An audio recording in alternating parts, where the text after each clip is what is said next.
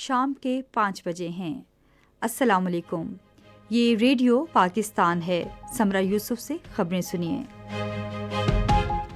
پہلے اہم خبروں کا خلاصہ۔ صدر نے پاکستان اور متحدہ عرب امارات کے درمیان مختلف شعبوں میں دو طرفہ تعلقات کو مزید فروغ دینے کی ضرورت پر زور دیا ہے۔ چین نے پاکستان کی سماجی اور اقتصادی ترقی میں بھرپور تعاون کا عزم ظاہر کیا ہے۔ اسٹیٹ بینک نے اگلے 2 ماہ کے لیے پالیسی ریٹ 22% پر برقرار رکھنے کا اعلان کیا ہے۔ 9ویں پاکستان سپر لیگ کا فائنل آج کراچی میں اسلام آباد یونائیٹڈ اور ملتان سلطانز کے درمیان کھیلا جائے گا۔ اور اب خبروں کی تفصیل۔ صدر آصف علی زرداری نے دونوں برادر ملکوں کے باہمی فائدے کے لیے مختلف شعبوں میں پاکستان اور متحدہ عرب امارات کے درمیان دو طرفہ تعلقات کو مزید فروغ دینے کی ضرورت پر زور دیا ہے۔ انہوں نے ان خیالات کا اظہار آج اسلام آباد میں پاکستان میں متحدہ عرب امارات کے سفیر حمد عبید ابراہیم سلم الزابی سے ملاقات میں گفتگو کرتے ہوئے کہی۔ صدر نے ایئر بس A380 کی کمرشل پروازوں کے آغاز سمیت متحدہ عرب امارات میں پاکستانی برادری کو سہولت دینے کے لیے ہوابازی کی صنعت میں تعاون بڑھانے کی ضرورت پر زور دیا۔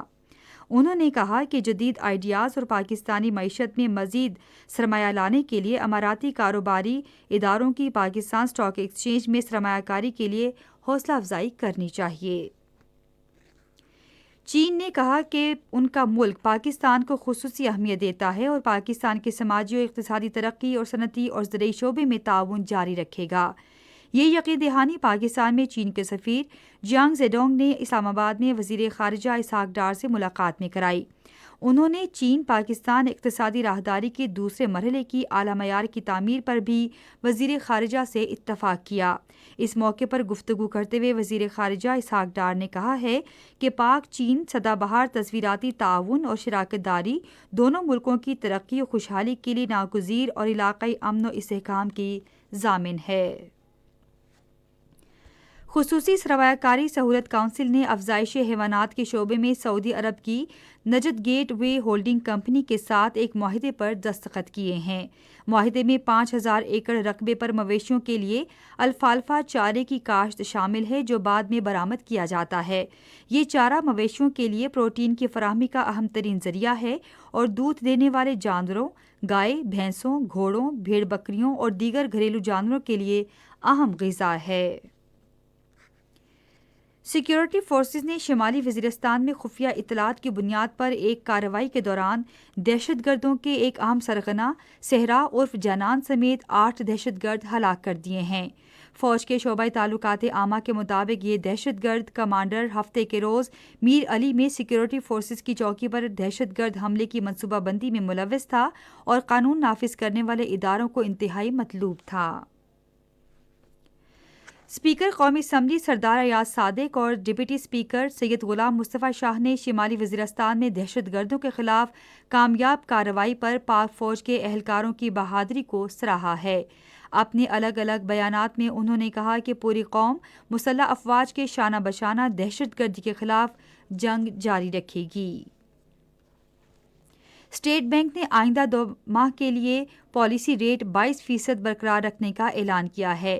آج کراچی میں مانیٹری پالیسی کمیٹی کے اجلاس میں ملک کی موجودہ سیاسی صورتحال کا جائزہ لیا گیا اور اس بات کا مشاہدہ کیا گیا کہ مہنگائی میں کمی آنا شروع ہو گئی ہے۔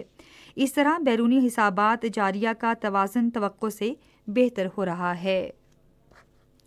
غزہ کے علاقے پر گزشتہ 24 گھنٹے کے دوران اسرائیلی بمباری میں 81 فلسطینی شہید ہو گئے۔ غزہ کی وزارت صحت نے کہا کہ گزشتہ سال 7 اکتوبر سے اسرائیلی جارحیت میں شہید ہونے والے فلسطینیوں کی تعداد 31,700 ہو گئی ہے۔ ادھر اسرائیلی فوج نے آج الصبح غزہ کے سب سے بڑے ہسپتال الشفا کے اندر اور اس کے گرد و نواح میں کارروائی کا آغاز کیا، جس میں عینی شاہدین کے مطابق مریضوں اور بے گھر افراد سے بھرے ہوئے کمپلیکس پر فضائی حملے کیے گئے اور ٹینکوں نے کارروائی میں حصہ لیا۔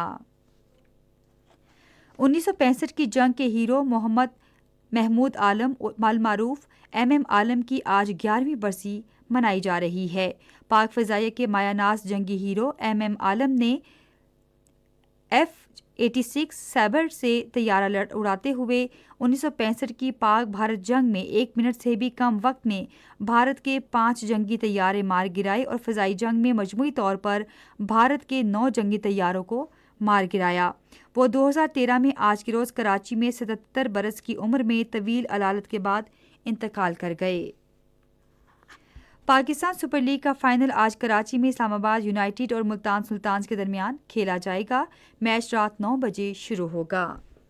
इसके साथ ही खबरें खत्म हुई। मज़ीद खबरों और तज्ज़ियों के लिए आइए हमारी वेबसाइट radio.gov.pk पर और फेसबुक के link radio Pakistan news official पर बराह रास्त वीडियो स्ट्रीमिंग भी मुलाहिज़ा कीजिए।